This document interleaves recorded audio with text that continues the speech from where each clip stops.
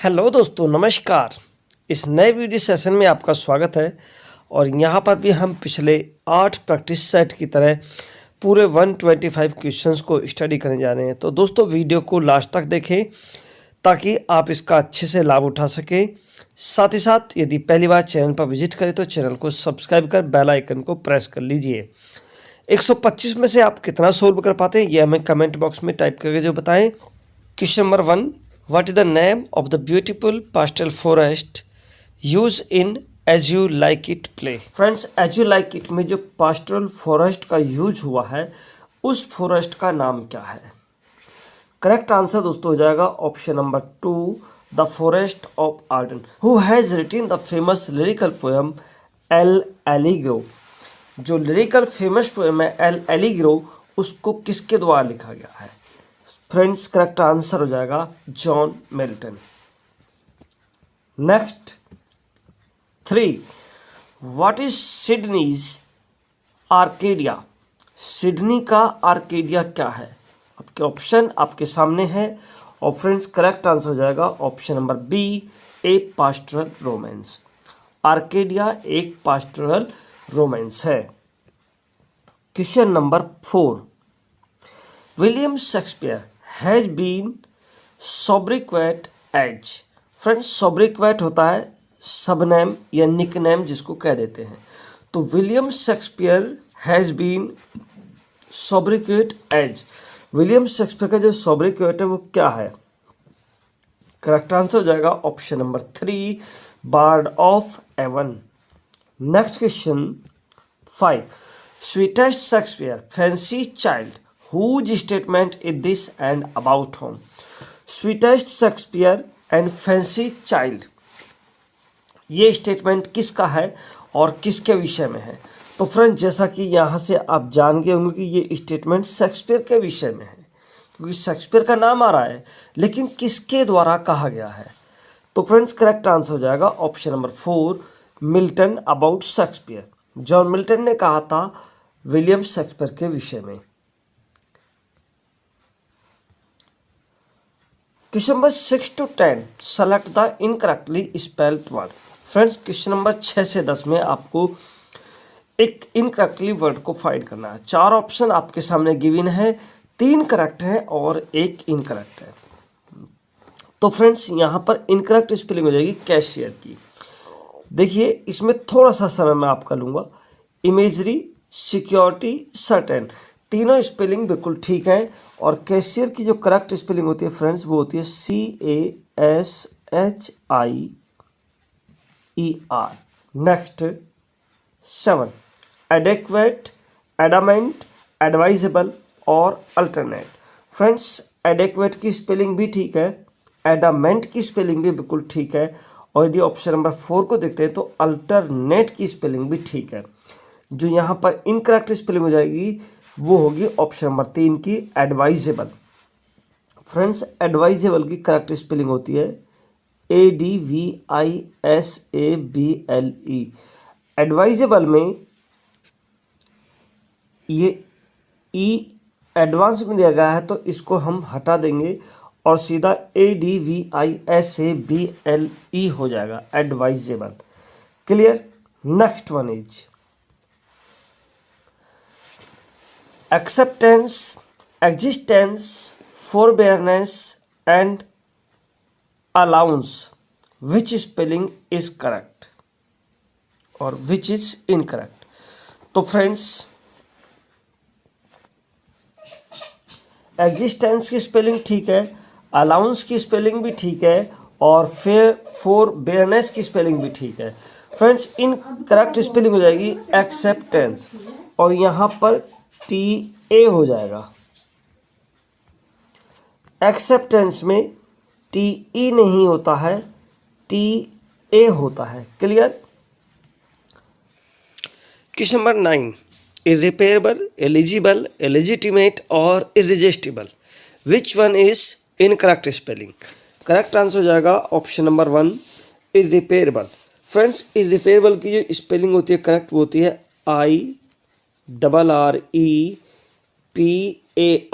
ये ध्यान रखना, इसमें आई दिया गया यहाँ पर, लेकिन ए के बाद में रिपेयर में आई होता है, लेकिन इररिपेयर में आई नहीं होता। तो इररिपेयर और फ्रेंड्स आगे लगा देंगे हम एबल। क्लियर? तो correct spelling is this, is incorrect spelling once again. Cavalier, charisma, elegant, dominate. तो फ्रेंड्स करेक्ट जो ऑप्शन हो जाएगा ऑप्शन 2 हो जाएगा। करिश्मा की जो करेक्ट स्पेलिंग होती है इसको CHARISMA होती है। क्लियर? करिश्मा, करिश्मा में एस के बाद में एच नहीं होता है। Clear? Question 11, Michael the solitary reaper और to a highland girl, all these poems depict. तो simple folk, poet's joy, poet's of at the spiritual presence और deep sense of music. Correct answer हो जाएगा option A, simple common folk. Next one is very good question friends. How is Shylock punished for seeking to take Antonio's life? Shylock जब Antonio की life को मतलब ख़त्म करना चाहता है तो अपने रिवेंज के लिए, तो उसको किस तरह से पनिश किया जाता है? पोर्शिया के द्वारा या जज के द्वारा। क्लियर? तो गाइस करेक्ट आंसर हो जाएगा option number A, she must convert to Christianity and will his possessions to Jessica and Lorenzo upon his death। कि वो एक यहूदी था तो उसको ईसाई धर्म अपनाना चाहिए, और साथ ही साथ उसको ये ऑर्डर देगा कि उसकी डेथ के बाद में लोरेंजो और जेसिका को जो है उसकी जो भी प्रॉपर्टी है उसका पोजीशन मिलेगा। Question 13, what treasured item does Desdemona lose in course of the play which is later used against her? Othello play की बात यहाँ पर हम कर रहे हैं। तो फ्रेंड्स ओथेलो प्ले में डेस्टिमोना अपने किस ट्रेजर यानी क्या उसका ऐसी संपत्ति थी जिसको वो खो देती है, और जिसका जो है जब प्ले के समय में जैसे जैसे प्ले आगे बढ़ता है तो उसके विरुद्ध उसका यूज किया जाता है। तो फ्रेंड्स करेक्ट आंसर हो जाएगा ऑप्शन नंबर 3, हर हैंकरचीफ। उसका जो हैंकरचीफ था जो ओथेलो के द्वारा दिया गया था उसको as a symbol of love के रूप में, तो वो उसको खो देती है, जो इमिलिया को मिल जाता है। फिर इमिलिया का हस्बैंड जो इयागो होता है वो उसको जो है उसके विरुद्ध जो है यूज करता है।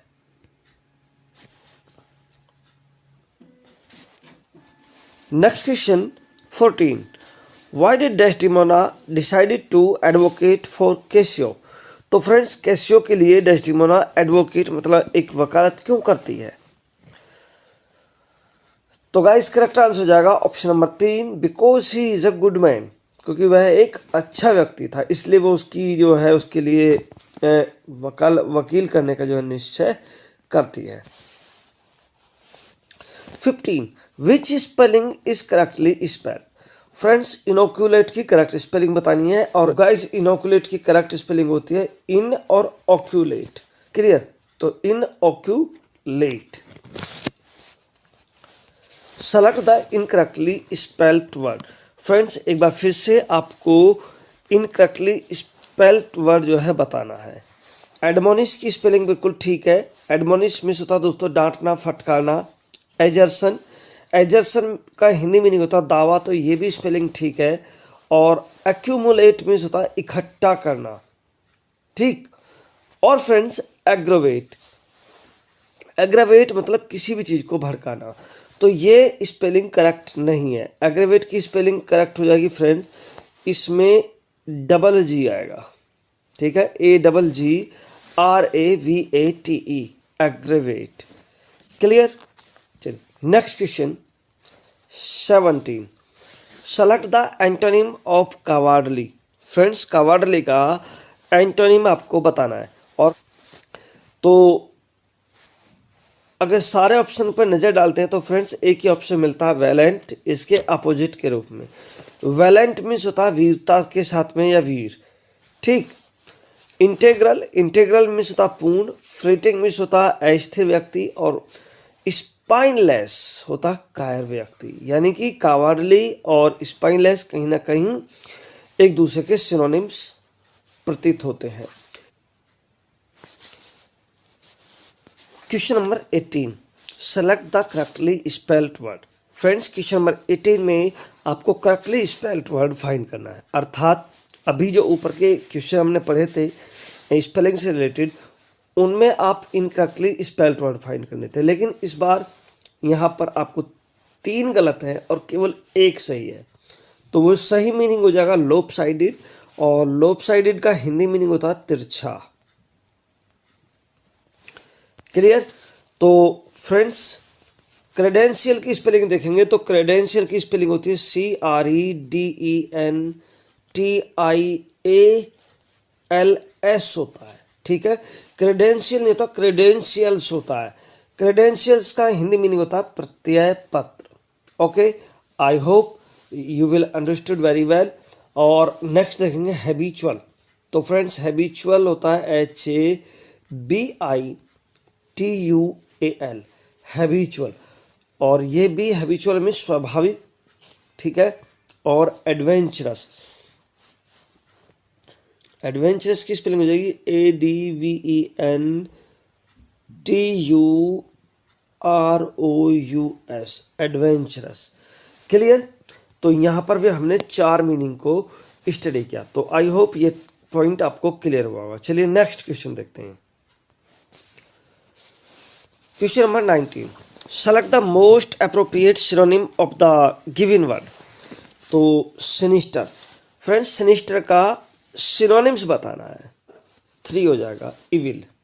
सिनिस्टर मीन्स होता है लेफ्ट हैंड, और लेफ्ट हैंड जो है इविल का प्रतीक माना जाता है, तो यहाँ पर ऑप्शन 3 सही हो जाएगा। Question number 20, her parents always dash dash her in her studies, जाएगा correct option option number 1 encourage. Question number 21, change the following statements into passive voice. नीचे एक स्टेटमेंट दिया गया है, the cashier took the money from the customer. Friends, इसे आपको passive voice में convert करना है। And you can see took verb की सेकंड फॉर्म है, तो डेफिनेटली ये सेंटेंस पास्ट इंडेफिनिट में होगा, और पास्ट इंडेफिनिट में जो पैसिव वॉइस होता है वो वाज या वर और प्लस वी की 3 form. So let's check option number 2, the money was taken from the customer by the cashier will be correct answer. Question number 22, select the correct form of the verb. Verb की correct form select करनी है। My teacher asked me to keep, और friends यहाँ पर ये मान के चलिए कि आप ब्लैंक है, तो क्वाइट की करेक्ट फॉर्म बतानी है कि कौन सी आनी है। तो क्वाइट मतलब साइलेंट के लिए बोला, और साइलेंट की जो स्पेलिंग होती है वो होती है quite, QUIET, quite. So option number 1 ठीक हो जाएगा। Question number 23, he told me that his father had gone to Mumbai the previous week. उसे मुझे बताया कि पिछले सप्ताह उसके फादर मुंबई गए थे। तो फ्रेंड्स, इसको आपको डायरेक्ट स्पीच में चेंज करना है। डायरेक्ट इनडायरेक्ट से डायरेक्ट का चेंज आपको देखना है कि कहाँ किस तरह से चेंज होता है। यहाँ पर हैड गॉन दिया गया है जो पास्ट परफेक्ट की तरफ इंडिकेट करता है, और पास्ट परफेक्ट यानी कि हम पास्ट इंडेफिनिट को पास्ट परफेक्ट में चेंज करते हैं। तो चलिए फ्रेंड्स, सबसे पहले देख लेते हैं कि कहाँ कहाँ पर पास्ट इंडेफिनिट है। ऑप्शन नंबर ए और ऑप्शन नंबर 3 में आपको पास्ट इंडेफिनिट देखने को मिल रहा है, ठीक है। अब यहाँ पर प्रीवियस वीक दिया गया है। प्रीवियस वीक, यदि आपने जो एडवर्ब ऑफ नियरनेस है उनको पढ़ा है तो ध्यान दें कि लास्ट वीक को जो लास्ट शब्द आता है उसको हम प्रीवियस में कन्वर्ट कर देते हैं। तो ऑप्शन 3 में प्रीवियस दिया गया है, जो कि ऑलरेडी प्रीवियस यहाँ पर है, ये नहीं होगा। और ऑप्शन ए में लास्ट वीक दिया गया है। तो ऑप्शन ए को देखते हैं, he said to me my father. His father यानी कि इसको हमने सब्जेक्ट के अनुसार कन्वर्ट किया है, और सब्जेक्ट के अनुसार हम हमेशा फर्स्ट पर्सन को कन्वर्ट करते हैं। तो माई फादर आ जाएगा हिज फादर का, और वेंट आ जाएगा हैड गॉन का, टू मुंबई प्रीवियस वीक का आ जाएगा लास्ट वीक। तो ऑप्शन नंबर ए सही हो जाएगा। Clear. Next question 24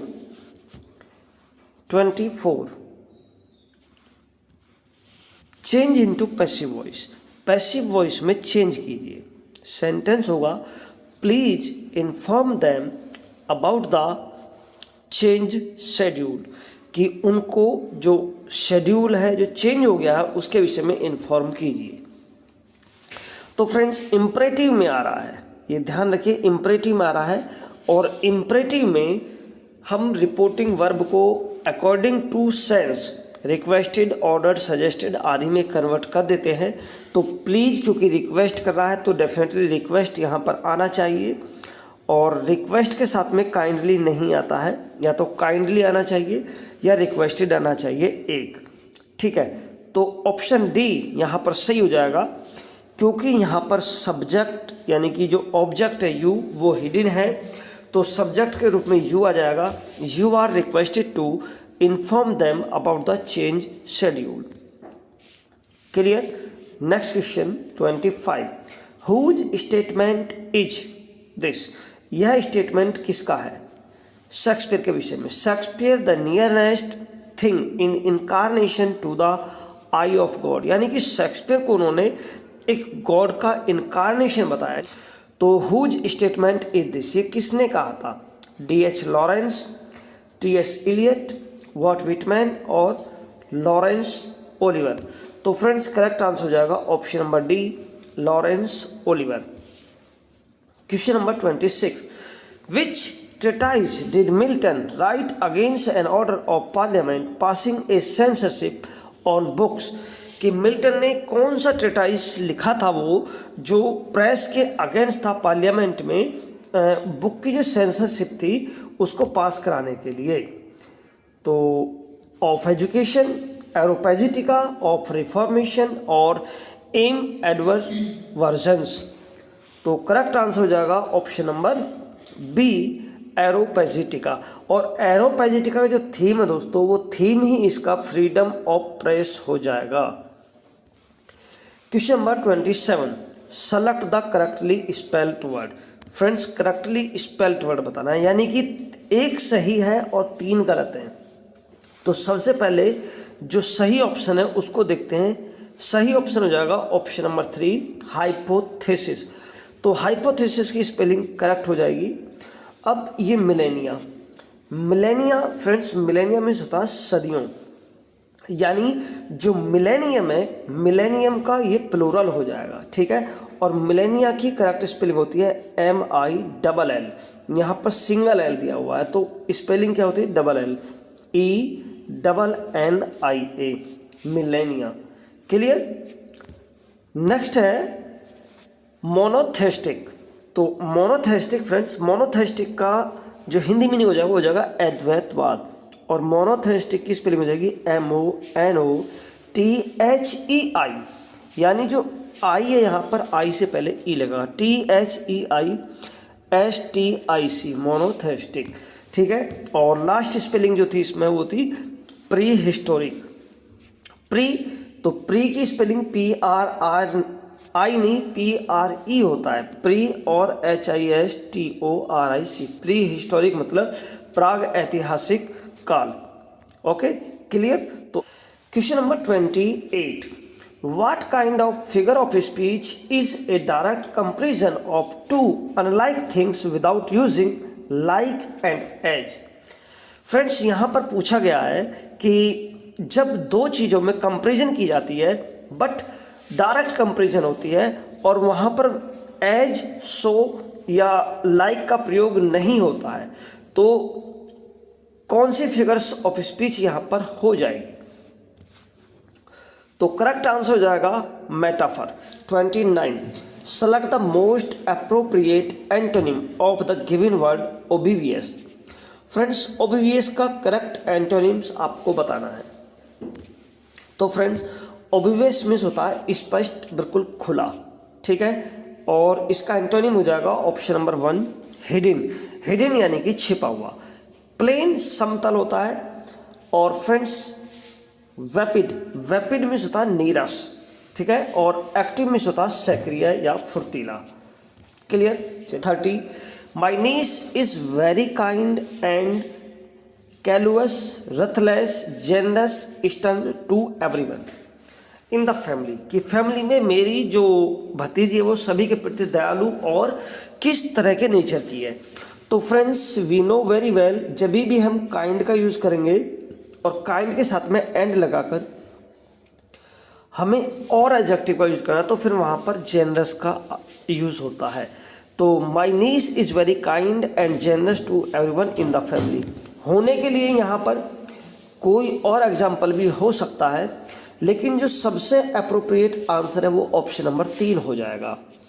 question 31 hardly had I called him dash dash my mother started screaming, यानी कि मैंने उसको मुश्किल से पुकारा ही था कि तभी जो है मेरी माता ने स्क्रीम करना स्टार्ट कर दिया, यानी चिल्लाना शुरू कर दिया।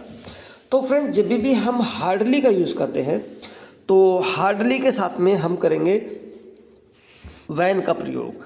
Hardly had I called him when my mother started screaming. Next one is select the part of has an error as your answer. यहाँ पर एरर पार्ट आपको ढूंढना है कि किस में एरर है। ठीक, सेंटेंस होगा my visiting to my family are few and far between. My visiting to my family are few and far between, कि मेरे जो परिवार है उसमें मतलब फार और फ्यू के बीच की जो उसमें तकरार बनी रहती है। तो इसमें ऑप्शन ए में मिस्टेक होगी, few and far between, my visiting to my family are और नो एरर।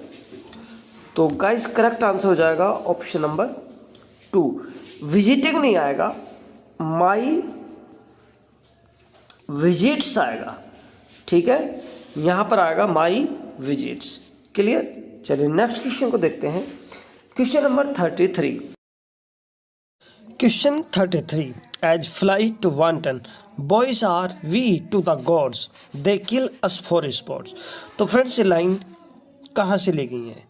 तो फ्रेंड्स करेक्ट आंसर हो जाएगा option number D King Lear. ये लाइन किंग लियर से ली गई है। Question number 34 who made the devil's remark about Milton. Milton के विषय में जो डेविल्स रिमार्क है वो किसने कहा है, और जो रिमार्क है वो होगा Milton was of the devil's party without knowing it, कि मिल्टन जो है मिल्टन ने बिना जाने अनजाने में जो है डेविल्स साइड का पक्ष लिया है। और फ्रेंड्स ये लाइन जो है पैराडाइज लॉस्ट में सैटन का पक्ष लेने के विषय में लिखी गई है। तो ये लाइन लिखी गई है विलियम ब्लेक जी के द्वारा। Next one is Portia is the heroine of the play. Portia किस प्ले की हीरोइन होगी? Hamlet, Merry Wives of Windsor, the Tempest और Merchant of Venice.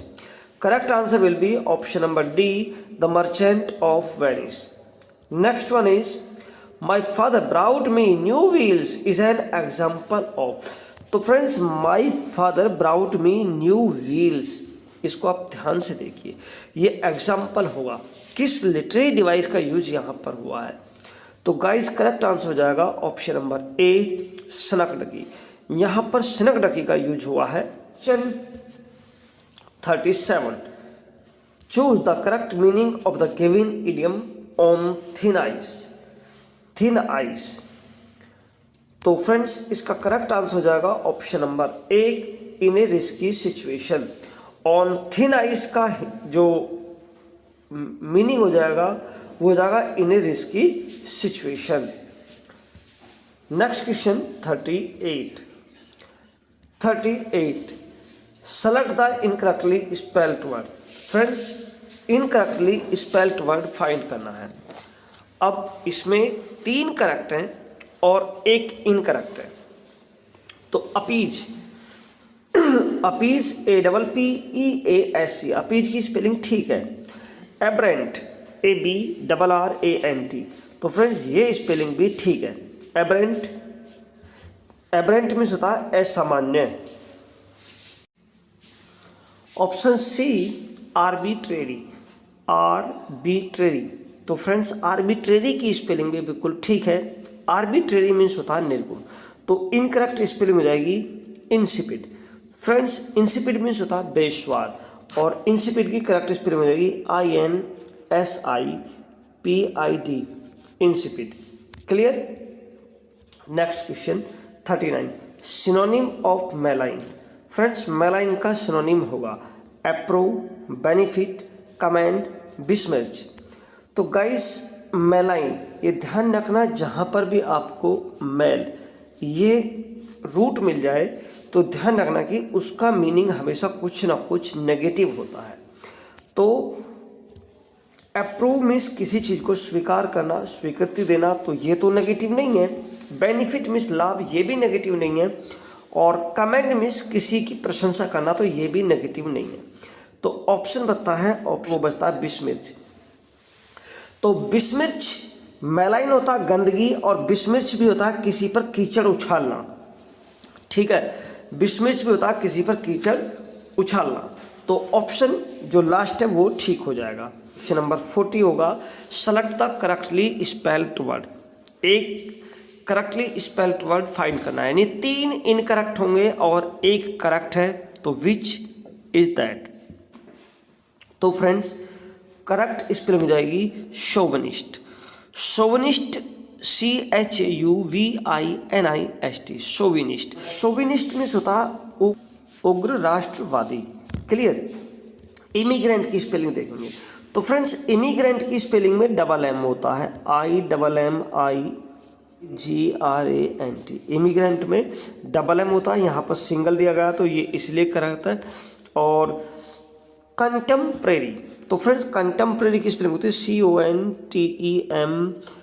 CONTEMPORARY, contemporary. और friends cosmopolitan. Question 41, Ramesh said to me where have you been last night. Friends ये direct narration में दिया गया है, इसको इनडायरेक्ट में चेंज करना है। देखिए reported speech where have you been last night present perfect tense में दी गई है, और इंट्रोगेटिव में WS टाइप सेंटेंस है। तो दोस्तों प्रेजेंट परफेक्ट को चेंज करेंगे पास्ट परफेक्ट में, और WS फैमिली वर्ड को ले आएंगे हम कनेक्टर के रूप में, और हैव यू बीन को कर देंगे यू हैव बीन। तो फ्रेंड्स ये हो जाएगा यू हैड बीन, और यू को क्योंकि सेकेंड पर्सन है हम बदलेंगे ऑब्जेक्ट के अनुसार, ऑब्जेक्ट है फर्स्ट पर्सन, इसलिए ये हो जाएगा आई। तो चेक के लेते हैं विच ऑप्शन इज करेक्ट। पहला option Ramesh asked me where had, तो फ्रेंड्स वेयर हैड नहीं होगा, वेयर आई हैड होगा। ठीक है, दूसरे में हैड दिया नहीं हुआ है, तीसरे में भी हैड नहीं है। ऑप्शन 4 देखेंगे, Ramesh asked me where I had been the previous night, तो फ्रेंड्स ये ऑप्शन करेक्ट हो जाएगा, option number 4। Question number 42, she said brother please cook me something nice today. तो फ्रेंड्स रिपोर्टेड स्पीच में प्लीज दिया गया है, और जब प्लीज दिया गया है तो प्लीज यानी कि इंपरेटिव सेंटेंस हो गया है, और यदि इंपरेटिव सेंटेंस में प्लीज दिया गया है तो उसको बदलेंगे हम रिक्वेस्टेड में। चेक के लिए कहाँ कहाँ पर रिक्वेस्टेड दिया गया है, सी टोल्ड नहीं आएगा, सी ऑर्डर्ड नहीं आएगा, सी रिक्वेस्टेड, और नंबर 4 में सी आस्क्ड। तो क्योंकि केवल एक ही ऑप्शन में she requested her brother to cook her something nice that day, तो यही ऑप्शन करेक्ट हो जाएगा, क्योंकि इसी में रिक्वेस्ट दिया गया है और बाकी का जो पैटर्न है ये ऑप्शन ही उसको फॉलो कर रहा है। Question 43, select the most suitable option to improve your answer. अपने आंसर को इम्प्रूव करने के लिए जो सबसे सुटेबल ऑप्शन है उसको आपको पिक करना है। क्लियर। सेंटेंस को एक बार रीड किए लेते हैं।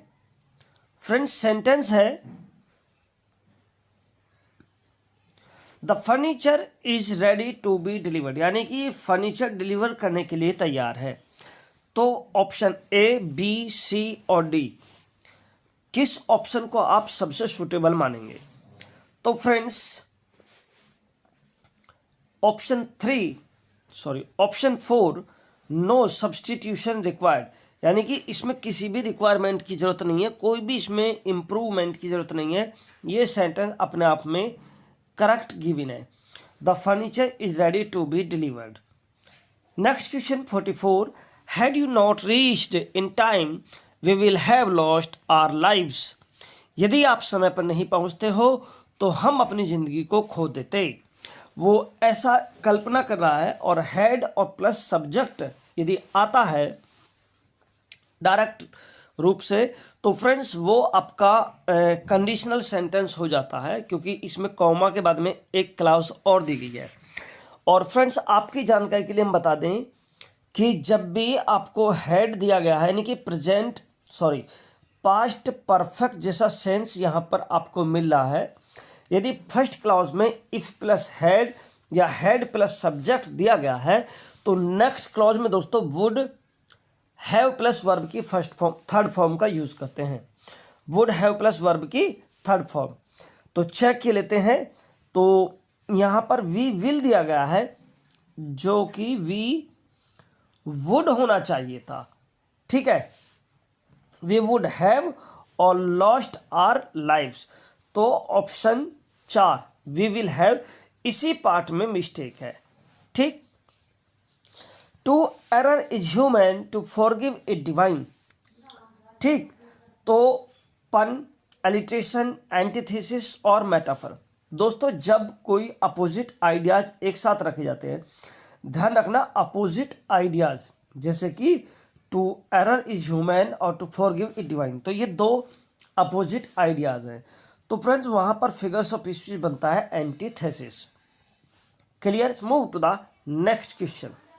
क्वेश्चन नंबर 46 है, death lays his icy hand on kings. Death lays his icy hand on kings की, और जब किसी हम इन एनिमेट थिंग को एनिमेट यानी ह्यूमन की तरह प्रेजेंट करते हैं तो फ्रेंड्स वहां पर बनता है पर्सोनिफिकेशन। ठीक है। 47 what is free verse. Free verse क्या है? तो फ्रेंड्स ऑप्शन 1 सही हो जाएगा। Free verse has no rhyme and no meter. Free verse में ना तो कोई राइम होती है ना ही कोई मीटर होता है। Question 48 into how many broad parts is a Pindaric ode divided. Pindaric ode को कितने ब्रॉड पार्ट्स में डिवाइड किया गया है? 3 major parts, 2 major parts, 4 major parts और 8 मेजर पार्ट्स। तो गाइज यदि आपने हमारी ओड वाली वीडियो को देखा तो आप आसानी से बता सकते हैं 3 मेजर पार्ट। और एक क्वेश्चन हम आपके लिए छोड़ रहे हैं, वो 3 मेजर पार्ट्स कौन कौन से हैं? देखते हैं कि आपकी तैयारी कितनी है, हमें कमेंट बॉक्स में कमेंट करके जरूर बताएं। और हमारी ओड वाली वीडियो का लिंक हम आपको डिस्क्रिप्शन बॉक्स में दे रहे हैं, आप वहां से भी देख सकते हैं। कंप्लीट बाइलिंगुअल एक्सप्लेनेशन हमने दी हुई है। Next one is play justice is a satire on. Justice एक सटायर है, गर्ल्सवती के द्वारा लिखा गया, तो वो किस तरह का सटायर है? Answer D will be correct, the system of legal trial. जो लीगल ट्रायल है वो उसके ऊपर एक सटायर है। वो सटायर यह है कि इसमें दिखाया गया कि किस तरह से गरीब के लिए एक अलग तरह का कानून होता है और अमीर के लिए एक अलग तरह का कानून होता है। 50 the play Joy exposes the strain and stress of. तो फ्रेंड्स जॉय एक्सपोज करता है स्ट्रेन एंड स्ट्रेस को। एक यंग गर्ल होती है ग्रोइंग इनटू द एडल्टहुड, कि एक यंग गर्ल एक एडल्टहुड जो एक थोड़ा सा उससे ज़्यादा एज वाला व्यक्ति होता है उसके प्रति जो है वो अट्रैक्टिव हो जाती है। 51 Milton borrowed the theme for commerce from. Milton का जो थीम है कॉमर्स के लिए वो कहाँ से लिया गया है? होमर के इलियाड से, होमर के ओडिसी से, वर्जिल के एनीड से, स्पेंसर के फेयरी क्वीन से। तो दोस्तों करेक्ट आंसर हो जाएगा ऑप्शन बी, होमर्स के ओडिसी से मिल्टन ने अपना जो थीम है उसको बोरो किया है। 52 whose wit gives to the winter's tale a happy ending. वो किसकी विट है जो विंटर्स टेल को एक हैप्पी एंडिंग देती है? पर्डिटा, पॉलिना, एमिलिया और हार्मोइन। तो गाइस करेक्ट आंसर हो जाएगा option number A, Perdita. 53 select the incorrectly spelled word. Friends incorrectly spelled word की सबसे अच्छी खासियत क्या है कि आप स्पेलिंग को एक बार लिख कर जरूर देखें। ठीक है, तो गॉथिक की स्पेलिंग को हम लिख कर देखते हैं, GOTHIC। तो गॉथिक, इसमें तो कोई दिक्कत नहीं है, न्यूट्रॉन की स्पेलिंग को भी लिख देते हैं NEUTRON। तो न्यूट्रॉन की स्पेलिंग भी हमको ठीक लग रही है। और फ्रॉस्टी की तो स्पेलिंग बहुत ही कॉमन है दोस्तों, FROSTY। फ्रॉस्टी भी ठीक है। तो इनकरेक्ट स्पेलिंग हो जाएगी डिसीव। डिसीव की स्पेलिंग को लिख कर देखे तो DECEIVE, जैसा कि नेचुरली निकल कर आ रहा है DECEIVE, लेकिन यहाँ पर देगा DECIEVE, जो कि इनकरेक्ट स्पेलिंग हो जाती है। Correct one is DECEIVE, deceive. दोस्तों next one is 54, which one is misspelt word. Misspelt word कौन सा है? अपोलॉजी, एक्स्ट्रावर्ट, लग्यूबिरियस और कोलैबोरेशन।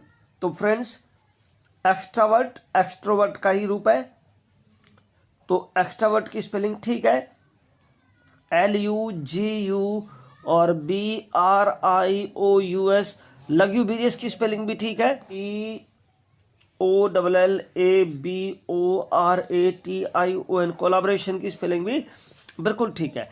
अपोलॉजी की स्पेलिंग चेक के लेते हैं फ्रेंड्स। अपोलॉजी की स्पेलिंग होती है APOLOGY, अपोलॉजी, और यहाँ पर देगा PP। तो इनकरेक्ट स्पेलिंग जो मिस स्पेल्ट स्पेलिंग है apology. Question number 55, select the antonym of economise. Friends economise का जो करेक्ट सिनोनिम्स है वो आपको बताना है, क्लियर? तो एबेश, स्ट्रेट, पीसफुल और वेस्ट।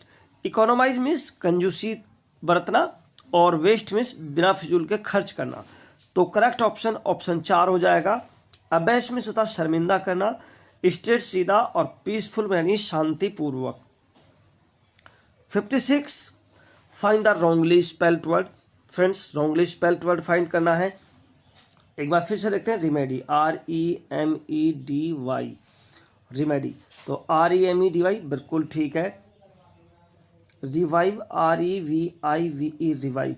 फ्रेंड्स यहाँ पर हो सकता है कि एक से ज़्यादा या सारी स्पेलिंग ठीक हो। आप इसको देखिए, रिवाइव की स्पेलिंग ठीक है। एन्जॉयमेंट की, एन्जॉय लिखिए एन्जॉय, और मेंट लिखिए MENT, मेंट।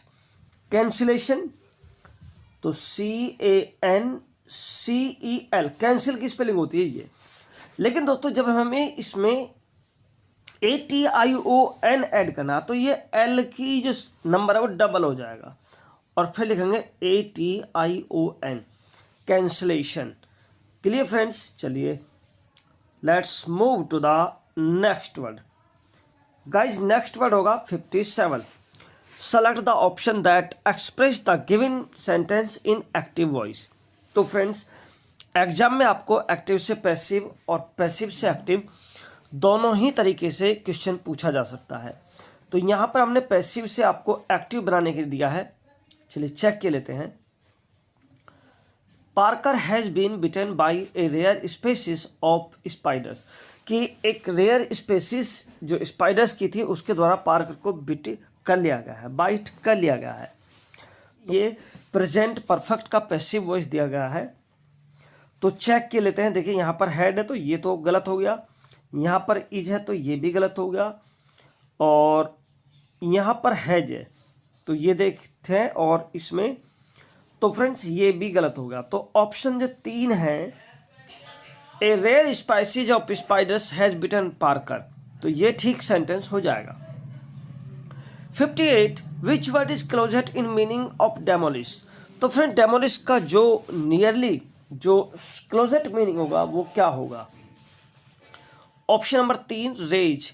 डेमोलिश मीन्स होता है किसी चीज को खत्म कर देना, विध्वंस कर देना, और रेज का मीन्स बता किसी चीज को खत्म करके उसको विध्वंस कर देना।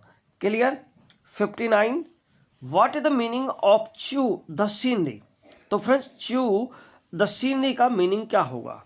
To act overly emotional, to understand, to beauty, to mismanage. तो फ्रेंड्स करेक्ट आंसर हो जाएगा option number 1, to act overly emotional. यानी कि जब हम जरूरत से ज़्यादा इमोशनल होने की बात करते हैं तो उसके लिए इडियम यूज किया जा सकता है chew the scenery. Select the option that express the given sentence into passive voice, कि उस ऑप्शन को फाइंड कीजिए जो पैसिव वॉइस में दिया गया है एक्टिव से पैसिव वॉइस बनाने के लिए। तो friends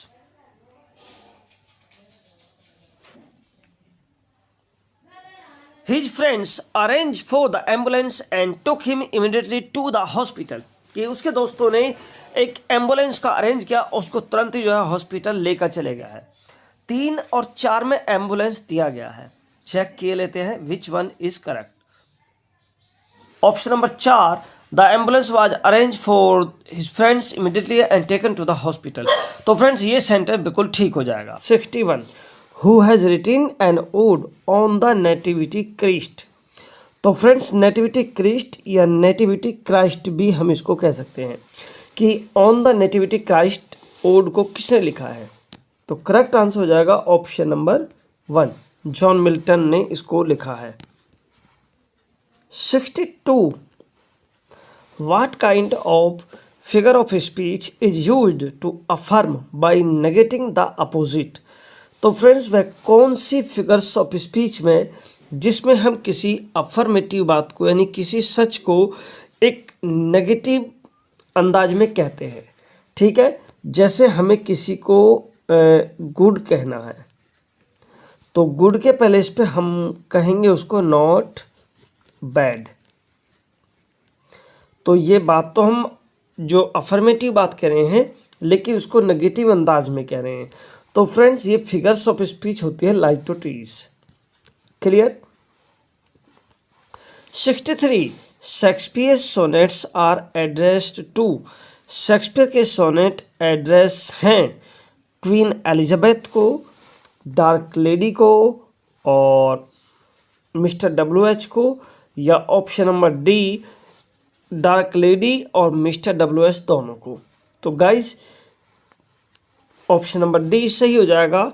64, let me not to the marriage of true minds admit impediments dash dash which sonnet of Shakespeare begins with this line। तो friends let me not to the marriage of true minds admit impediments, in lines के साथ में Shakespeare का कौन सा sonnet शुरू होता है। तो करेक्ट आंसर हो जाएगा option number be true love. What is the meaning of अगस्त। तो फ्रेंड्स अगस्त का मीनिंग या सिनोनिम्स आपको बताना है। मैजेस्टिक, इम्पोर्टेंट, डिफिकल्ट और ह्यूज। तो फ्रेंड्स अगस्त का मीनिंग होता है मैजेस्टिक, शानदार, शाही, रॉयल भी जिसको हम कह सकते हैं। क्लियर। तो ऑप्शन नंबर 1 सही हो जाएगा मैजेस्टिक। और question number 66, what is the meaning of app या सूटेबल यानी कि एप्रोप्रिएट। करेक्ट आंसर इसका हो जाएगा चूज करके। 67, she said to me what can I do for you. उसने मुझसे कहा कि मैं आपके लिए क्या कर सकती हूँ। तो फ्रेंड्स सबसे पहले सैड को बदलेंगे आस्क्ड में। क्लियर। दूसरा कॉमा इन्वर्टेड कॉमा के प्लेस पर आ जाएगा व्हाट। क्लियर। और व्हाट कैन आई को हम कर देंगे व्हाट आई कैन। और आई फर्स्ट पर्सन है, फर्स्ट पर्सन को सब्जेक्ट के अनुसार बदलेंगे रिपोर्टिंग वर्ब के। क्लियर। तो रिपोर्टिंग वर्ब का जो सब्जेक्ट है वो शी है, तो इसलिए आई को भी हम कन्वर्ट कर देंगे शी में। तो फ्रेंड्स ये हो जाएगा व्हाट शी, और कैन को कर देंगे हम कुड। क्लियर। और यू को बदल देंगे हम अपने मी के अनुसार। तो इस तरह से ऑप्शन नंबर 1 सही हो जाता है। She asked me what she could do for me. Next, he said alas I am undone. मतलब उसने एक दुख भरे अंदाज में कहा कि वह अनडन यानी कि उसका सर्वनाश हो गया है। तो फ्रेंड्स यहाँ से बी ऑप्शन बिल्कुल सही हो जाएगा। He exclaimed pathetically that he was undone. जब भी हम एक्सक्लेमेटरी सेंटेंस की बात करेंगे कॉमा इन्वर्टेड कॉमा के स्थान पर दैट का यूज़ करते हैं और सैड को दोस्तों एक्सक्लेम्ड में चेंज करते हैं। ठीक है ना। एक्सक्लेम विद सोरो, विद जॉय, विद सरप्राइज, जैसा भी सेंस होगा उसके अनुसार हम एक्सक्लेम विद सोरो, जॉय और सरप्राइज आदि में उसको कन्वर्ट करते हैं। तो फ्रेंड्स पैथेटिकली का मीन्स भी होता है दुख व्यक्त करना, ठीक है। तो इसको ये एडवर्ब में कन्वर्ट कर दिया गया। जब एडवर्ब में कन्वर्ट कर देगा तो फिर वहां पर हम एक्सक्लेम के साथ में विद प्रीपोजिशन का प्रयोग नहीं करेंगे। क्लियर? आई होप कि आपको अच्छे से क्लियर हुआ होगा। Next 69, the meaning of the idiom cry over spilt milk. Friends cry over spilt milk idiom का जो करेक्ट मीनिंग है वो क्या हो जाएगा? तो option number A, complaining about A loss in the past. तो यही ऑप्शन सही हो जाएगा। किसी भी ऐसे कार्य को जो लॉस हमारा पास्ट में हुआ है उसके विषय में कंप्लेन करना ही क्राई ओवर स्पिल्ट मिल्क होता है। 70, फेमिनाइन जेंडर ऑफ स्टालिन। तो फ्रेंड्स स्टालिन का फेमिनाइन जेंडर मेयर हो जाएगा, ऑप्शन सी। डो बक का फेमिनाइन जेंडर होता है BUCK, बक। बक मीन्स होता है नर खरगोश और डो मीन्स होता है मादा खरगोश। यू और इसका जो मैस्कुलाइन जेंडर होता है वो होता है राम, यानी राम का फेमिनाइन जेंडर होता है यू। और लास्ट है so. Friends so means Hindi meaning होता है सूरी और इसका जो मैस्कुलाइन जेंडर हो जाएगा वो हो जाएगा bore. Which of the following is not correct with reference to narrations. Narrations के संबंध में कौन सा कथन सही नहीं है? तो friends option A, when reporting verb is in past tense then speech hence it change into thence. यदि रिपोर्टिंग वर्ब पास्ट टेंस में है तो जो हेंस है उसको हम देंस में चेंज कर देते हैं, ये ठीक है। In indirect reporting verb says to becomes tells, तो ये भी ठीक है। जो रिपोर्टिंग वर्ब होती है अगर वो सेज टू आता है यानी से या सेज के बाद में टू फॉलो होता है तो उसको हम टेल्स में ट्रांसफॉर्म कर देते हैं। In indirect could, should, would, might, is not change, यानी कि अगर ये आते हैं could, would, should, had to तो फ्रेंड्स इनको हम कन्वर्ट नहीं करते हैं। Option D, in indirect either is change into neither. तो फ्रेंड्स हाइदर, ये आइदर नहीं हाइदर होना चाहिए था और हाइदर को हम नाइदर में नहीं फिर दाइदर में चेंज करते हैं। क्लियर? तो ये ऑप्शन ही इनकरेक्ट है। So option number D is correct. Okay, next question होगा, which book of Paradise Lost begins with an invocation to light. तो फ्रेंड्स पैराडाइज लॉस्ट की वह कौन सी बुक है जो इन्वोकेशन ऑफ लाइट के लिए शुरू होती है? Book 9th, book 4th, book 3rd और बुक 6th। तो करेक्ट आंसर हो जाएगा book 3rd। 73, who is next in command after Saturn in paradise lost. Paradise lost में सैटर्न के बाद में जो नेक्स्ट है वो कौन है? तो आंसर हो जाएगा दोस्तों option number B, Beelzebub. 74, when the assault was intended to the city is a sonnet written by। तो when the assault was intended to the city is a sonnet written by, तो that's is option number 1 सही हो जाएगा, John Milton. 75, the daughter of Polonius is. तो friends ये question हेमलेट से लिया गया है। क्लियर? और हेमलेट यानी प्रिंस ऑफ डेनमार्क के नाम से भी हम इसको जानते हैं। करेक्ट आंसर हो जाएगा ऑप्शन बी, ओफिलिया। ओफिलिया हेमलेट की बिलवड के रूप में दिखाई गई है हेमलेट प्ले में और वो पोलोनियस की डॉटर है। 26, John Galsworthy was awarded the Nobel prize for literature in. John Galsworthy को लिटरेचर में नोबेल प्राइज मिला था 1932 में। 77. Shakespeare is indebted to one of the following sources for the subject matter of his some plays. Choose the right one from the following. यानी नीचे कुछ source दिए गए हैं, तो उनमें से शेक्सपियर ने कुछ पर जो है वो जरूरत से ज़्यादा निर्भर रहे थे, तो वो सोर्स कौन से होंगे? तो फ्रेंड्स आंसर हो जाएगा option number B, Holinshed chronicle. 78. In what century and in what literary era was the first Gothic novel written? कि वह कौन सी सेंचुरी थी और कौन सी लिटरेरी एरा थी जिस समय गोथिक नॉवल को पहली बार लिखा गया था? 17th century, enlightenment, 18th century enlightenment, 18th century romanticism और 19th century romanticism. Which one is correct?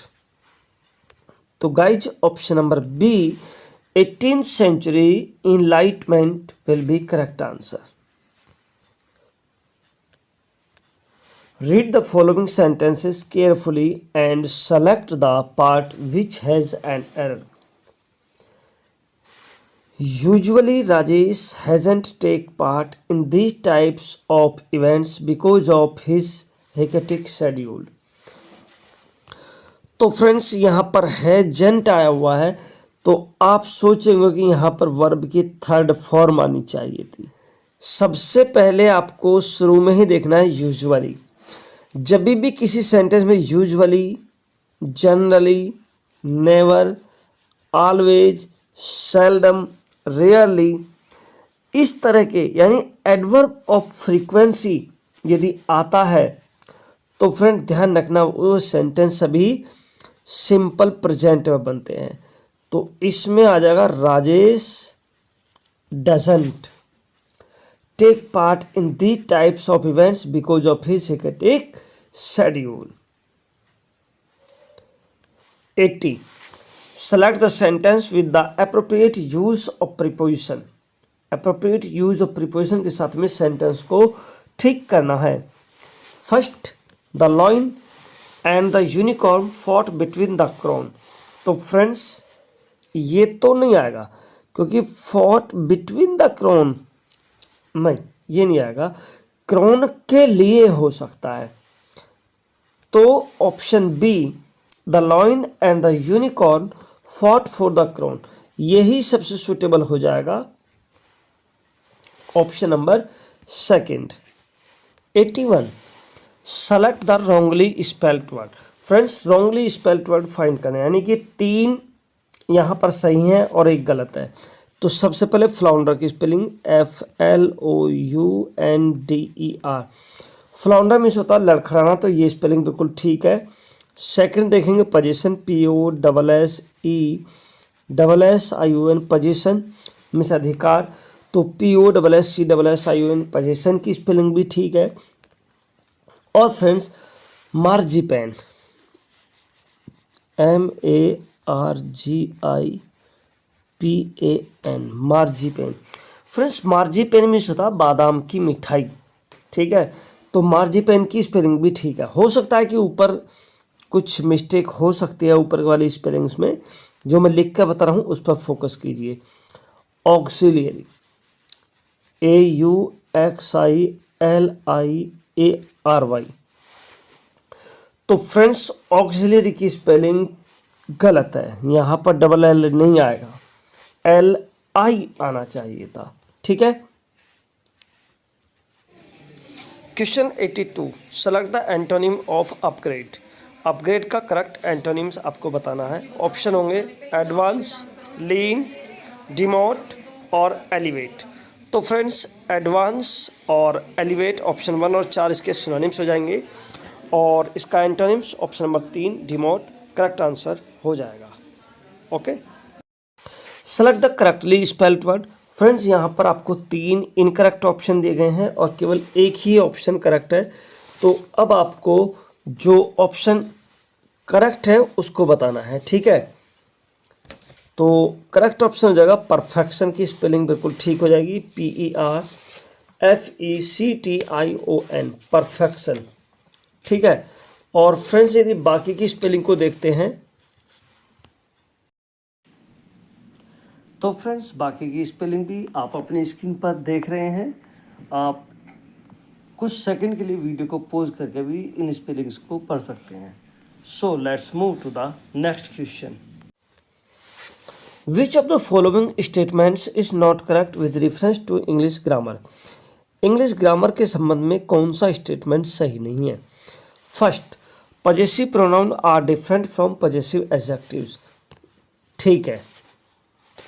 In demonstrative pronouns these and those are plural forms of this and that. ये कथन भी बिल्कुल सही है।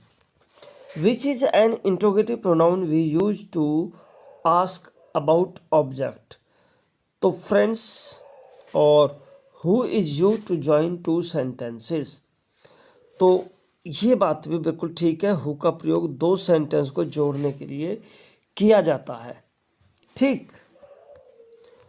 और which is an interrogative pronoun we use to ask about object. तो which जो है इंट्रोगेटिव प्रोनाउन ही नहीं, इंट्रोगेटिव एडजेक्टिव भी है। ठीक है। तो इसलिए ये कथन जो है सही नहीं है। ऑप्शन डी भी सही है। Question 87, which of the following statements is not correct. कौन सा स्टेटमेंट सही नहीं है। Option A, either and neither should be used only in speaking of objects. Each of, neither of, and either of are followed by plural nouns and singular verbs. C, in a sentence an adjective comes before or after the naming words, or adjective of numbers are cardinal and ordinal. तो friends सभी options को पढ़ने के बाद में हम इस निष्कर्ष पर पहुंचते हैं कि ऑप्शन डी सही है। एडजेक्टिव ऑफ नंबर कार्डिनल और ऑर्डिनल दोनों होते हैं। ये इंडेफिनेट और डेफिनेट होते हैं। तो डेफिनेट में कार्डिनल और ऑर्डिनल दोनों आते हैं। In a sentence an adjective comes before और आफ्टर द नाउन और नेमिंग वर्ड्स। तो फ्रेंड्स एडजेक्टिव भी पहले भी और बाद में भी दोनों तरीके से आ सकता है। Each of, neither of and either of are followed by plural nouns and singular verbs. तो ये भी फ्रेंड्स ठीक है। तो ऑप्शन बताता है एक, जो करेक्ट एक्सप्लेनेशन नहीं देता है, क्योंकि ईदर और नीदर का प्रयोग केवल ऑब्जेक्ट के लिए ही नहीं, सब्जेक्ट के लिए भी किया जाता है। क्लियर।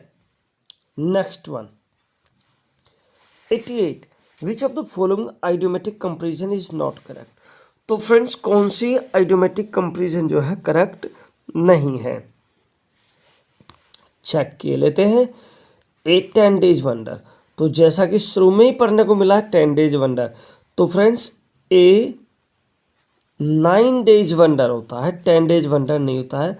तो बाकी के ऑप्शन को देखने की जरूरत नहीं है, क्योंकि बाकी बी, सी और डी सभी ऑप्शन सही हैं। 89, which of the following is mismatch with reference to word और एंटोनिम सीक्वेंस। तो फ्रेंड्स स्पेसिफाई का एनॉय होता है। स्पेसिफाई मीन्स शांत करना, एनॉय मीन्स क्रोध करना, पेल मीन्स किसी चीज़ को दूषित करना, मूर्छित करना, और चेस्टाइज मीन्स उस चीज़ को पवित्र करना, साफ करना। पार्डन का दोस्तों इम्पैच होता है। पार्डन मीन्स क्षमा करना और इम्पैच में दोष लगाना।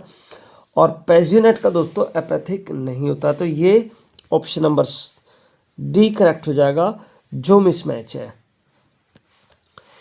Next, which of the following words is miss spelled. तो फ्रेंड्स एकिन, एकिन की स्पेलिंग ठीक है। क्लियर। और इंगेज की स्पेलिंग भी ठीक है। और फ्रेंड्स स्टालिन की स्पेलिंग तो हम पहले ही पढ़ कर आ चुके हैं। स्टालिन की स्पेलिंग भी बिल्कुल ठीक है। तो स्पेलिंग बनती है एस्वेज। एस्वेज की करेक्ट स्पेलिंग होती है ASSUAGE, एस्वेज। क्लियर। तो friend 91, English iambic pentameter was brought to his first maturity in. English iambic pentameter की जो फर्स्ट मैच्योरिटी थी वो किस रूप में आई। करेक्ट आंसर हो जाएगा option number B, dramatic verse. Clear friends. Next one is 92, What do we call a piece of writing that is an imitation of an action that is serious and complete? तो friends ये ध्यान रखना, writing का कोई piece है जो imitation है एक एक्शन का और अपने आप में सीरियस और कंप्लीट है। तो गाइज ऐसे राइटिंग पीस को बोलते हैं tragedy. Question 93, a poem in which a single speaker at a critical moment address another whose presence is implicit in the speaker says is। तो ऐसे स्पीकर को क्या बोलते हैं? यानी एक पोएम में कोई सिंगल स्पीकर बोलता है किसी क्रिटिकल मोमेंट के ऊपर, वो किसी दूसरे करैक्टर को एड्रेस करता है, लेकिन फिर जिसको वो एड्रेस करता है उसकी जो प्रेजेंस है वो इम्प्लिसिट होती है, यानी हिडन होती है, छिपी हुई होती है, वो उसके सामने नहीं होता। या ये कहें कि जो वो थॉट बोलता है वो अपने इनर माइंड में बोलता है। ठीक है, तो गाइस करेक्ट आंसर हो जाएगा option number 1 soliloquy. Clear. Next question will be 94, the women character Delilah appears in. तो friends women character Delilah appear होती है सैमसन एगोनिस्ट्स में। Next question 95, the Little Man by Galsworthy is a और an. John गेल्सवर्थी के द्वारा लिखा गया little Man क्या होगा? पोएम, नोवेल, प्ले और वन एक्ट प्ले। तो फ्रेंड्स करेक्ट आंसर हो जाएगा option number 4 one act play. Next question will be 96, who wrote about Shakespeare. Shakespeare के विषय में किसने लिखा? Others abide, our question, thou art free. About, others abide, our question, thou art free. तो friends ये statement William Shakespeare के विषय में मैथ्यू अर्नोल्ड के द्वारा लिखा गया है। Clear. Next question, Shakespeare has mostly used in his plays. William Shakespeare के द्वारा अपने प्ले में मोस्टली यूज किया गया है heroic couplet, blank verse, free verse और स्पेंसियन स्टैंजा। करेक्ट आंसर हो जाएगा option number 2 blank verse. Clear friends. Next question देखेंगे। नेक्स्ट क्वेश्चन होगा choose the correctly spelled word. Correctly spelled word आपको बताना है हॉटीनेस, हॉटीनेस, हॉटीनेस और haughtiness. Which haughtiness is correct? तो फ्रेंड्स हॉटी की स्पेलिंग होती है HAUGHTY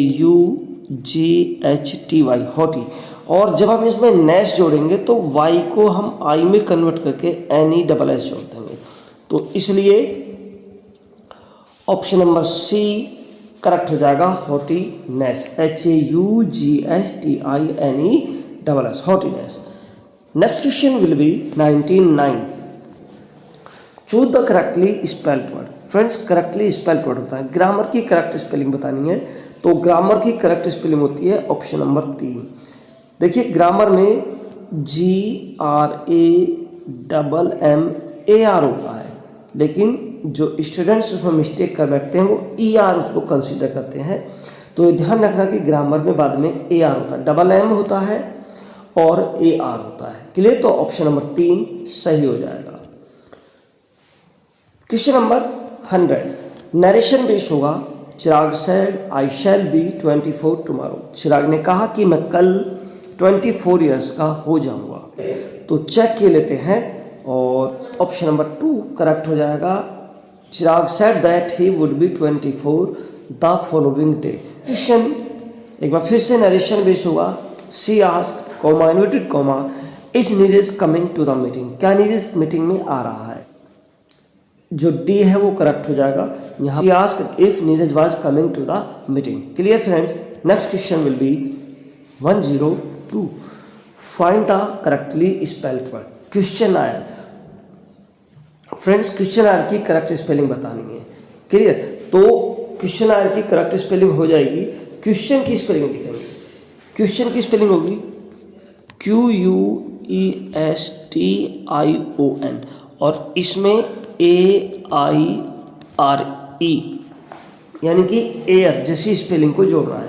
तो क्वेश्चन की स्पेलिंग सी में सही दी गई है और AIRE बाद में ऐड हुआ है, तो ऑप्शन 3 बिल्कुल ठीक हो जाएगा। Next question 103, select the incorrectly spelled word. तो फ्रेंड्स यहाँ पर 3 करेक्ट हैं, एक इनकरेक्ट है। इनकरेक्टली स्पेल्ड वर्ड आपको बताना है मैनेजमेंट, की स्पेलिंग बिल्कुल ठीक है, एंथ्यूजियाज्म की स्पेलिंग भी ठीक है, इंटेलिजेंस की स्पेलिंग भी ठीक है। तो फ्रेंड्स करेक्ट स्पेलिंग जो नहीं दी गई है वो हो जाएगी बिब्लियोग्राफी। बिब्लियोग्राफी की स्पेलिंग होती है BIBLIOGRAPHY। Clear, bibliography. Question number 104 select the option that express the given sentence in reported speech. तो ऑप्शन नंबर 3 करेक्ट हो जाएगा। क्लियर, चलिए नेक्स्ट क्वेश्चन देखेंगे। Question number 105 select the synonym of word proscribe. तो friends जब भी हम doctor के पास जाते हैं तो वो प्रेस्क्राइब और प्रोस्क्राइब 2 वर्ड होते हैं, दोनों में बहुत ज़्यादा कन्फ्यूजन होता है। तो फ्रेंड्स प्रेस्क्राइब होता है किसी चीज़ को कि बताना कि आपको कोई ये काम करना है, और प्रोस्क्राइब होता है किसी चीज़ को मना करना, यानी कि बैन करना। ऑप्शन नंबर 1 सही हो जाएगा। ग्रेट मीन्स होता है महान, बेसिक मीन्स होता है कॉमन साधारण, और ऑब्टेन मीन्स होता है प्राप्त करना। 106 select the antonym of the word capable. Friends capable word का एंटोनिम बताना है। तो कैपेबल मीन्स होता है कुशल, और इसका अपोजिट हो जाएगा अकुशल, यानी कि इनेप्ट।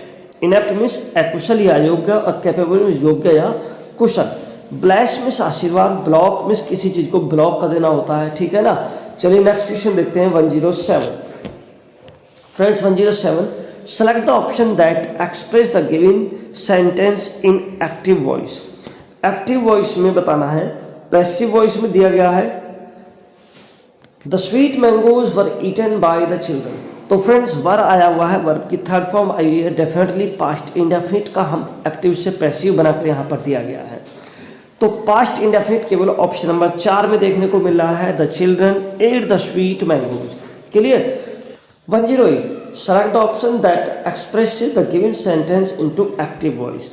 तो फ्रेंड्स एक बार फिर से एक्टिव पैसिव से एक्टिव वॉइस में पूछ रहा है the old woman was help by the boy while crossing the road. और क्योंकि ये भी वाज दिया गया है तो यहाँ पर वर्ब की सेकेंड फॉर्म आ जाएगी हेल्प्ड, ठीक है। Option number D the boy help the old woman while crossing the road. Next question होगा what is the common point of Macbeth and Othello. तो फ्रेंड्स ओथेलो और मैकबेथ प्ले जो William Shakespeare के द्वारा लिखे गए हैं, ट्रेजिक प्ले होंगे दोनों ही, तो दोनों में क्या कॉमन है? ट्रेजिक कैरेक्टर्स ओवर एम्बिशंस और बोथ ए एंड बी। तो करेक्ट आंसर हो जाएगा option number D both A and B. 110 A verse line using stanza of 8 lines each with 11 syllables is known as। तो friends एक verse line होती है, stanza form में होती है, उसमें 8 लाइन्स होती हैं, और ईच जो प्रत्येक लाइन होती है उसमें 11 सिलेबल्स होते हैं, तो उसको क्या कहते हैं? तो फ्रेंड्स ऑप्शन नंबर 3 सही हो जाएगा, ओटेवा रिमा, उसको बोलेंगे ओटेवा राइमा। और क्वेश्चन देखेंगे question number 11 who is the true servant of the God, who is the true servant of God in Milton's honest blindness। तो मिल्टन के ब्लाइंडनेस में जो ईश्वर के जो सही मायने में आज्ञा का पालन करते हैं वो कौन है? तो गाइस करेक्ट आंसर हो जाएगा option number 1 bears his burden best. जो अपना बर्डन जो भी काम उनको दिया गया है उसको बेस्ट तरीके से करते हैं, वही सही मायने में ईश्वर के सच्चे सर्वेंट या सच्चे सेवक होते हैं। Next question will be question number 112. In William Shakespeare's Hamlet, who said a dream itself is but a shadow। तो फ्रेंड्स ये लाइन विलियम शेक्सपियर के हैमलेट प्ले में हैमलेट के द्वारा बोली गई हैं, और दोस्तों ये लाइन एक्ट 2 के सीन 2 में बोली जाती है, ये ध्यान रखना आप, एक्ट 2 के सीन 2 में बोली जाती हैं। Next question 113 the regular ode is a close imitation of. तो गाइस रेगुलर ओड एक इमिटेशन होगा किसका? पेट्रार्क, शैले, टाटा और पिंडार। करेक्ट आंसर हो जाएगा option number 4 Pindar. Clear friends, जो रेगुलर ओड है वो पिंडार का एक क्लोज इमिटेशन है। इससे रिलेटेड एक छोटी सी एक्सप्लेनेशन। और Pindaric ode in English is a learned imitation of Pindar's form. ये ध्यान रखना कि जो रेगुलर और पिंडारिक ओड है वो इंग्लिश में स्पेशली इमिटेशन है पिंडार की फॉर्म का, with all the strophe and antistrophe written in one kind of stanza and all the epodes in another. यानी जो पिंडारिक ओड में या रेगुलर ओड में आपको स्ट्रोप, एंटी स्ट्रोप और इपोड देखने को मिलते हैं, वही आपको रेगुलर ओड में देखने को मिलते हैं। यानी कि वो एक जो स्टेंजा होता है उसमें तो आपको स्ट्रोप और एंटी स्ट्रोप देखने को मिलेगा, और जो एक अनदर स्टेंजा होगा उसमें आपको ये इपोड देखने को मिलेगा। Clear friends. Next, verse libre is, verse libre है colophon, close form, rhymed form और ओपन फॉर्म। तो गाइस करेक्ट आंसर हो जाएगा option number D, open form. Clear. और इससे रिलेटेड एक छोटी सी एक्सप्लेनेशन यहाँ पर दी गई है। फ्री वर्स और in French term vers libre is a verse लेकिन regular metre but depending for its effect nature speech rhythm. यानी कि वो रेगुलर मीटर होता है लेकिन डिपेंड होता है वो नेचुरल स्पीच रिदम्स के ऊपर। Clear friends. नेक्स्ट क्वेश्चन होगा, John Galsworthy had treated the theme of law and justice in many of his plays. John Galsworthy ने ट्रीट किया है अपने बहुत सारे प्ले में जस्टिस और लॉ के थीम को। क्यों? Because his father was an advocate, because he was himself a qualified advocate, because he was interested in stories of crime and punishment, because he had an immediate friend who has a professional detective। तो guys correct answer हो जाएगा option number B, because Galsworthy was himself a qualified advocate. वो एक अपने आप में एक प्रभावशाली और क्वालिफाइड एडवोकेट थे, इसलिए उनकी जो रुचि थी वो लॉ और जस्टिस वाले जो थीम था उसमें ज़्यादा थी। नेक्स्ट क्वेश्चन देखेंगे 116, John Galsworthy is also a great stylist, his style is remarkable for. तो फ्रेंड जॉन गेल्सवर्दी जो है अपने एक ग्रेट स्टाइलिस्ट थे, और उनका वो कौन सा स्टाइलिश था? रिमार्केबल स्टाइलिश था। Its strength and elasticity, it's a powerful sweep brilliant illustrations, और it is the deep psychological analysis और ऑल ऑफ द अबव। तो फ्रेंड्स उपरोक्त सभी ऑप्शन जो है बिल्कुल सही हैं। क्लियर। नेक्स्ट क्वेश्चन देखेंगे 117, all is well that ends well is a. तो friends all is well and that ends well एक कॉमेडी होगा और विलियम शेक्सपियर के द्वारा इसको लिखा गया है। क्लियर। तो फ्रेंड्स इससे रिलेटेड एक छोटी सी explanation, it is a comedy written by Shakespeare publish in First Folio in 1623। ये एक कॉमेडी प्ले होगा और विलियम शेक्सपियर के द्वारा विलियम शेक्सपियर के फर्स्ट फोलियो में 1623 में पब्लिश हुआ था। It is considered one of Shakespeare's problem play, और इसको शेक्सपियर के जो प्रॉब्लम्स प्ले हैं ये उनमें से एक है। नेक्स्ट होगा, where did the poet see the daffodils. तो फ्रेंड डैफोडिल्स विलियम वर्ड्सवर्थ के द्वारा लिखी गई पोएम है, और इसका जो अनदर टाइटल होगा वो होगा I wandered lonely as a cloud. ठीक है। तो along the margin of river, along the margin of pond, along the margin of bay और along the margin of a ocean। Correct answer हो जाएगा option number C, along the margin of a bay। Clear. और यहाँ से आप देख सकते हैं पोएम की लाइंस को मैंने रखा हुआ है। From the lines in the poem they stressed in never ending line along the margin of a bay, it is clear that the poet saw daffodils along the bay। यानी कि वो poem की line में कह रहा है they stress in never ending line along the margin of bay। तो इसी से क्लियर हो जाता है कि वो जो मार्जिन और जो बे के और जो एक हिल थी उसके बीच में जो मार्जिन था वहाँ पर जो है वो उनको देखता है। 119, who replies to Milton's question, doth God exact day labor lie denied in honest blindness। तो विलियम जो मिल्टन के ऑनेस्ट ब्लाइंडनेस में इन लाइंस का सार क्या है, उसके जो जवाब है उसका क्वेश्चन का आंसर कौन देता है? कि क्या ईश्वर को किसी के जो है डे लेबर की ज़रूरत होती है, और क्या ईश्वर एक जो आंखों से अंधा हो चुका है उससे भी जो है कोई काम करवाने की चाहत रखता है।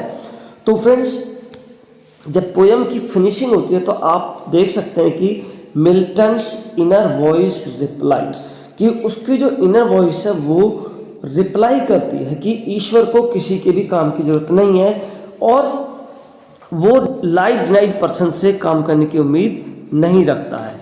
यहाँ से देख सकते हैं, on in his blindness ends with an expression of the poet faith in God's way in on his blindness. Milton's writes of his experience of blindness. He asks if God wants him to keep working in spite of the fact that his job caused him to lose his sight. यानी कि वो ईश्वर में जो उसका विश्वास है वो उसकी बात करते हैं, उसको दिखाया गया कि किस तरह से वो ईश्वर में विश्वास करते हैं, कि क्या एक व्यक्ति जो अपनी आंखों की रोशनी खो चुका है उसके बाद भी उससे वो वर्क कराने की चाहत रखता है। नेक्स्ट क्वेश्चन देखेंगे 120। Macbeth utters his soliloquy tomorrow and tomorrow tomorrow and tomorrow when.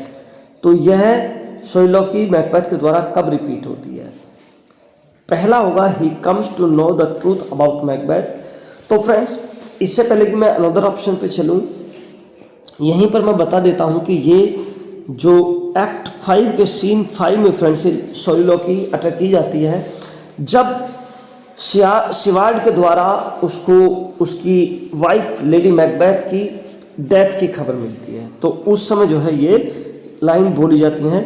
तो करेक्ट आंसर हो जाएगा option number B, he receives the news of Lady Macbeth's death. Clear? और Macbeth utters his soliloquy tomorrow, tomorrow and tomorrow when he received the news of death of his wife, Lady Macbeth, Act 5 and Scene 5. Clear? 121. The synonym of sanguinity. तो friends, sanguinity का synonyms होगा optimism. Clear? 122. The French perfume has a wonderful scent, scent, scent और scent. तो guys correct answer हो जाएगा option number C, scent. 123, select the option that express the given sentence in active voice. Coffee is sipped by me. दोस्तों, बहुत सारे question active passive से रखे गए हैं, लेकिन सभी को हमने पैसिव वॉइस में फॉर्म करके रखा है और आपको एक्टिव वॉइस बताना है। तो coffee is sipped by me, is आ रहा है तो डेफिनेटली प्रेजेंट इंडेफिनिट का सेंटेंस होगा। मी को आई में कन्वर्ट करेंगे और सिप्ड को सिप में कन्फर्म करेंगे। आई सिप कॉफी। क्लियर? तो ऑप्शन नंबर बी सही हो जाएगा। 124 और second last question of this video, A report giving the news of the death and details about the life of the disease. यानी एक रिपोर्ट और एक आर्टिकल जो न्यूज़पेपर में दिया जाता है किसी की डेथ के विषय में, तो गाइज उसको क्या कहते हैं? तो that is called obituary. Clear friends? और लास्ट क्वेश्चन इस वीडियो का होगा, Milton's on his blindness ends with an expression of points. तो एक एक्सप्रेशन के साथ में खत्म होती है, तो वो होता है फेथ इन गॉड्स वे। जो भगवान के जो वे है वो उसमें फेथ विश्वास के साथ में खत्म होता है। चेक किए लेते हैं।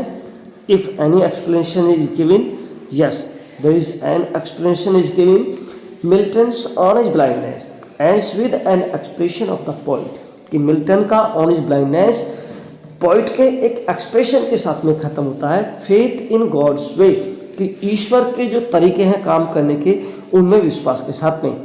In On His Blindness, Milton writes of his experience of blindness. On His Blindness के अंदर, या इसका जो अनदर टाइटल होगा, When I consider how my light is spent। तो फ्रेंड्स, इस पोएम के अंदर उन्होंने अपने एक ब्लाइंडनेस का जो एक्सपीरियंस है उसको दिखाया है। He asks, वह गॉड से पूछता है, यानी अपने आप से पूछता है, If God wants him to keep working, कि क्या भगवान अब भी उससे काम करवाना जारी रखेंगे? In spite of the fact that his job caused him to be lost his sight, जबकि उसकी उस जॉब के कारण उसकी आंखों की रोशनी चली गई है। तो फ्रेंड्स, इस वीडियो में इतना ही। अगर ये वीडियो आपको अच्छा लगे तो इस वीडियो को लाइक करके अपने दोस्तों के साथ में शेयर जरूर करें, और चैनल पर पहली बार विजिट करें तो चैनल को भी सब्सक्राइब जरूर करें। नई वीडियो में मिलेंगे, तब तक के लिए नमस्कार। Finally thanks for watching this video.